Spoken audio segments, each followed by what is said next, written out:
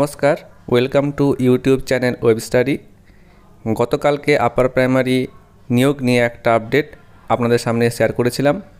আজকে আপার প্রাইমারির merit list নিয়ে একটা আপডেট আপনাদের সামনে তুলে ধরছি, যেখানে বলা হয়েছে কলকাতা হাইকোর্টের দেওয়া সময়সীমার আগেই উচ্চ প্রাথমিকে শিক্ষক নিয়োগের মেধাতালিকা প্রকাশ করতে চাইছে স্কুল সার্ভিস কমিশন। 4 সপ্তাহ নয়, 2 সপ্তাহের মাথায় 14,000-এরও বেশি প্রার্থীর তালিকা আগামী সপ্তাহের শেষে প্রকাশ করা হবে। কমিশনের চেয়ারম্যান সিদ্ধার্থ মজুমদার বলেন, আমাদের লক্ষ্য আগামী সপ্তাহের মধ্যেই মেধাতালিকা প্রকাশ করা। তাহলে আমরা এই প্রতিবেদন থেকে দেখতে পাচ্ছি যে স্কুল সার্ভিস কমিশন 2 সপ্তাহের মধ্যেই মেধাতালিকা প্রকাশ করতে চাইছে। এবং শিক্ষামন্ত্রী ব্রাত্য বসু লিখেছেন, পুজোর আগেই চাকরি প্রার্থীদের মুখে হাসি ফোটার ব্যাপারে তিনি আশাবাদী।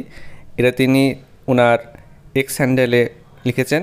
এই প্রতিবেদন থেকে আমরা আরেকটা জিনিস জানতে পারছি, যে তালিকাটা প্রকাশ করা হবে সেই তালিকার মধ্যে অধিকাংশই চাকরি পেয়ে যাবেন বলে মনে করছেন।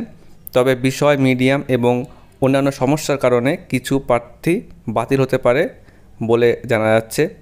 তাই এখন দেখা যাক কত তাড়াতাড়ি আপার প্রাইমারি নিয়োগের নতুন প্যানেল প্রকাশিত হয় এবং কবে আবার নতুন করে কাউন্সেলিং প্রক্রিয়াটা শুরু হয়।